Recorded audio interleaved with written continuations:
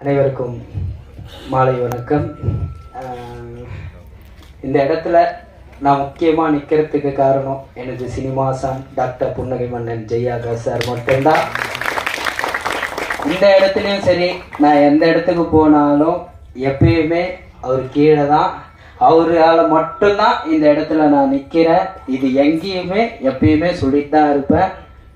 Next வந்து பார்த்தீங்கன்னா, சிறுபட முதலீட்டு தயாரிப்பாளர் ஆர்கே அன்புச்செல்வன் சார் எந்த டைம்லையும் ஃபோன் பண்ணால் எடுத்து பேசக்கூடிய ஒரு நபர் அப்படின்னு சொல்லலாம்.